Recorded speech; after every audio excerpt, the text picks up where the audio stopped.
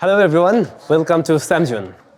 তবে আজকে আমি যে জায়গা থেকে আপনাদেরকে ওয়েলকামটা জানাচ্ছি এটা হলো জিপি হাউসে, এবং আমরা আজকে একটু 5G এক্সপিরিয়েন্স নিতে চাই, কারণ জিপি কিন্তু 5G বাংলাদেশে চালু করতে চাচ্ছে বা চালু করছে, আপনারা জানেন। আর এই মুহূর্তে এই যে জোনটা আমরা রয়েছি এটাই মূলত 5G জোন।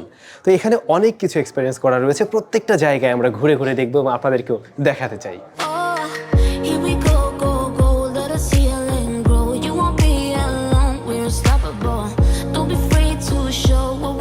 আমরা রাইট নাও যে জোনটাতে আছি এটা মূলত 4G versus 5G।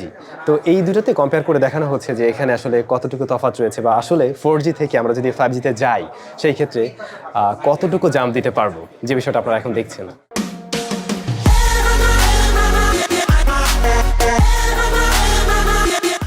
Right now আমরা গ্রামীণ ফোনের 5G জোনে আছি, আর আমার সামনে দেখছেন বড়সড় করে 5G লেখা। প্লাস এখানে যে 5G কানেক্টিভিটি আমরা পাচ্ছি এটা মূলত এই টাওয়ারটা থেকে, এটা থেকেই এখানে আমরা 5G কানেক্টিভিটিটা এই মুহূর্তে পাচ্ছি। তো এই দেখুন 5Gর আরও কতভাবে ব্যবহার হতে পারে এবং কতটা সুবিধা আমরা পেতে পারি। এখানে একটা স্ক্রিন রয়েছে এবং এর মাঝে আমরা দেখছি অ্যাট এ টাইম 16টা ভিডিও প্লে হচ্ছে, 16টা চ্যানেল প্লে হচ্ছে, সবগুলোই কিন্তু 4K।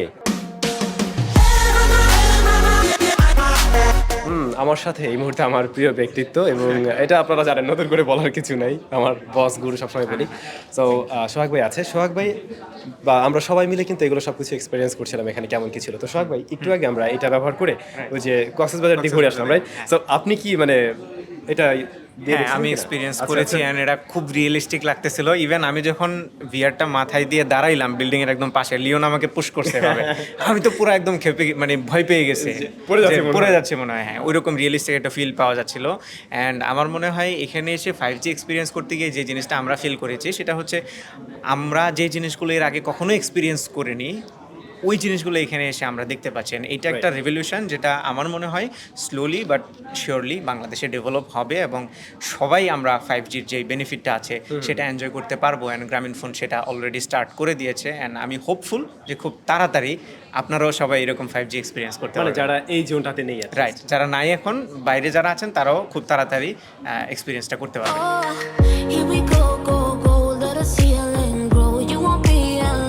যারা চিনেন না আর কি, বুঝছেন, আমি মজা করতেছি, যারা চিনেন না এটা হলো তুষার ভাই। তুষার ভাই আমার খুবই ফেভারিট একজন পার্সন।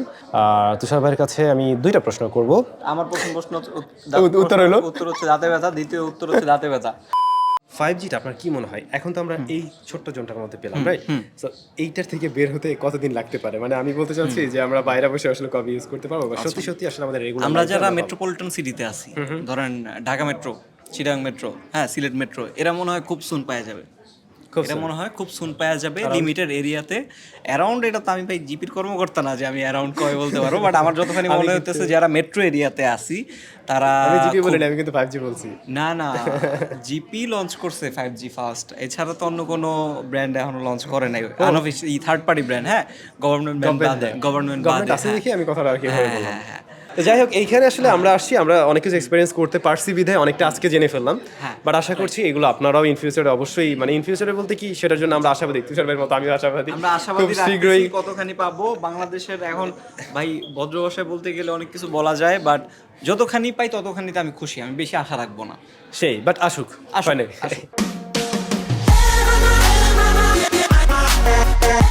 তো আমাদের সাথে ওয়াহিদ ভাই রয়েছে, সবার খুবই পরিচিত আমাদের প্রিয় ব্যক্তিত্ব, টাইনাটুনা পাস।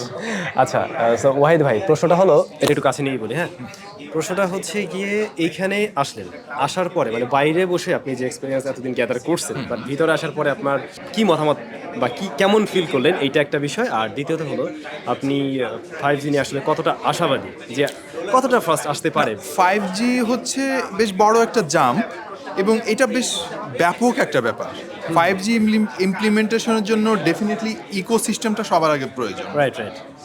ধরো আমি খুবই হাই স্পিডে মানে যেতে সক্ষম এরকম একটা গাড়ি কিনেছি আমি, এখন ঢাকার রাস্তা ওই গাড়ি আমি কই চালাবো? ডেফিনেটলি তার জন্য একটা হাইওয়ে দরকার।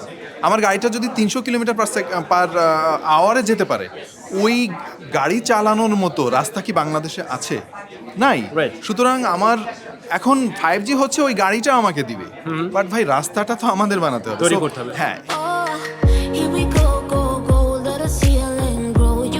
পরিচয় করে দেওয়ার মতো মনে হয় কিছু নেই। এনাদ ভাইকে কে না চেনে না, আমি তো মানে তার একজন ডাইহার্ড ফ্যান টাইপের, সবগুলো ভিডিও মনে হয় আমার দেখা হয়েছে। সো ব্রাদার, এখানে এসে কেমন লাগলো? প্রথম কথা আপনার সাথে দেখা করতে পারছি, এটা তো একটা বড় জিনিস। আমি তো আসলে এর আগে কখনো যে গগলস পরে হচ্ছে ভিআর এক্সপিরিয়েন্স নেওয়া, আমি ডিরেক্টলি কক্সবাজারের ছবি দেখতেছি এরকম কখনো মানে করি না। এর আগে আমি যখন ইন্ডিয়ান ইউটিউবারদের ছবি দেখতাম, ওরা হচ্ছে বিভিন্ন ব্লগ করতো যে না এই হচ্ছে 5G এর মধ্যে এরকম এরকম হয়, এই হয় ওই হয়। সো আমি তারপরে চিন্তা করতাম বাংলাদেশে এটা কবে হবে। আমি যদি আমার পেশাগত জায়গা থেকে বলি, আমি কোন জায়গায় আসলে 5Gটা চাই। আমি একজন লেকচারার, আমি বিভিন্ন প্রজেক্টে কাজ করি যেখানে আমার দরকার হয় বিভিন্ন মেটেরোলজিক্যাল ডেটা, আবহাওয়া জনিত ডেটা দরকার হয়, যেটা আমার রিয়েল টাইমে দরকার লাগতে পারে। জানে হচ্ছে এই মুহূর্তে আমি জানতে চাই বান্দরবান, খাগড়াছড়ি কিংবা পার্বত্য চট্টগ্রামের জেলাগুলোতে কি পরিমাণ বৃষ্টিপাত হচ্ছে, কিংবা তাপমাত্রাটা কত আজকের দিনের, এই মুহূর্তে কতটুকু, কিংবা দূর দূরান্তের কোনো একটা নদী সেখানে এই মুহূর্তে দূষণের মাত্রা কতটুকু। সো এটা কিন্তু 5G থাকলেই আমি রিয়েল টাইমে পাবো। আদারওয়াইজ কিন্তু সম্ভব না। মানে 4G কে আমরা যতটাই পুশ করি না কেন, ওর একটা লিমিটেশন আছে। এক্স্যাক্টলি, ওর উপরে তার যাবে না। রাইট। সো এই মুহূর্তে আমার সাথে রয়েছে হৃদয়, আমার আসলে খুবই ফেভারিট, এবং নিশ্চয়ই এর আগে আমার সাথে আপনারা ওকে দেখে থাকবেন বিভিন্ন ভিডিওতে। তোমার কাছে সবচেয়ে কোনটা বেশি ভালো লাগছে এরকম? লো ল্যাটেন্সি যে টেস্টার ছিল রক পেপার সিজার, এটা বেসিক্যালি অনেক কনভিন্সিং ছিল, বিকজ আমরা এই জিনিসটাই আসলে চাই যে অটোমেশনে 5Gর ইম্প্যাক্টটা থাকুক। কারণ এই অটোমেশনের কারণে আমরা অনেক হেল্প হব, অনেক বেনিফিটেড হব, ইন্ডাস্ট্রি থেকে শুরু করে অফিস, ইভেন গাড়ি টাড়ি সব কিছুতেই যদি আমরা এই ল্যাটেন্সির ইম্প্যাক্টটা পাই। আমাদের সবার প্রিয় টেক কথন চ্যানেলের ওনার রিয়াদ ভাই রয়েছে। ও মনে হয় ছোটো হবে আমার থেকে অনেকটাই। যাই হোক রিয়াদ, এতক্ষণ তো অনেক টেকনিক্যাল প্রশ্ন করে ফেললাম, তোমাকে আর ওই প্রশ্ন করবো না। এইখানে তো তুমি অনেক কিছু এক্সপিরিয়েন্স করলে, রাইট? তো তোমার কাছে সবচাইতে কোন জিনিসটা বেশি ভালো লাগছে, মানে কোনটা দেখে তুমি একদম মানে সুপার লেভেল এক্সাইটেড হয়ে গেছো?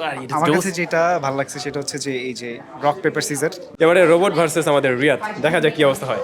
তো হচ্ছে আমি যদি রক দেই তো এটা হচ্ছে কি বলে পেপার, এরপর যদি আমি হচ্ছে সিজার দেই দেন হচ্ছে রক। যেটা দেখছেন আসলে ওই যে যেটা বলছিল আসলে যে লেটেন্সির, এবং এটা একদম ইনস্ট্যান্ট এবং প্রত্যেকবারই অ্যাকুরেটলি করছে, প্লাস লেটেন্সির যে বিষয়টা নিয়ে আমরা বলছিলাম যে আসলে এটা সুপার ফাস্ট, যেটা আসলে সম্ভব হয়েছে লাইক 5Gর জন্য, রাইট? হ্যাঁ। সো ফাইনালি আমি এটাই বলবো যে মানে যারা ভিডিওটা দেখছেন, আপনাদেরকে যদি এখানে নিয়ে আসা যেত তাহলে আসলে আমরা মানে এক্সপ্লেইন করে না ওভাবে বোঝাতে পারবো না। নিজে যদি লাইফ এক্সপিরিয়েন্স করতে পারতেন দেন আসলে বুঝতে পারতেন যে জিনিসটা কি বা 5Gটা আসলে কতটুকু, রাইট? তো আজকে আসলে অনেকটাই ভালো লাগছে আমাদের এখানে টোটাল জায়গাটা ঘুরে, এবং প্রত্যেকটা বিষয় আমরা খুঁটিনাটি সব কিছুই খোঁজ করে দেখলাম কোনটা কেমন ছিল। আর অনেকের কথা তো শুনলে নেই, আশা করছি বুঝতে পারছেন যে আমরা সবাই চাচ্ছি যে হ্যাঁ 5Gটা বাংলাদেশে খুব শীঘ্রই চলে আসুক, ছোট্ট একটা জায়গার মধ্যে আর আটকে না থাকুক। আমরা হয়তো আশা করতে পারি এমনটা যে আমাদের মেট্রো এরিয়াতে অ্যাটলিস্ট খুব দ্রুত সময়ের মধ্যে পেয়ে যাব। সো সেই প্রত্যাশায় শেষ করব। সবাই ভালো থাকবেন, দেখা হচ্ছে একদম নতুন ভিডিওতে।